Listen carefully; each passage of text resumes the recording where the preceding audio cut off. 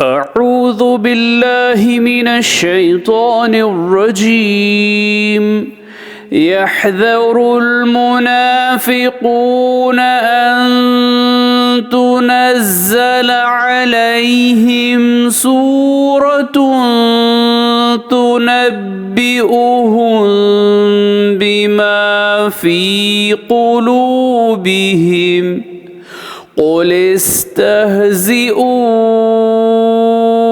إن الله مخرج ما تحذرون। सूरत तौबा आयत नंबर 64। मुनाफिक डरते हैं कि मुसलमानों पर कोई सूरत नाजिल ना हो जाए जो इनको इन बातों से आगाह कर दे जो इन मुनाफिकों के दिलों में हैं।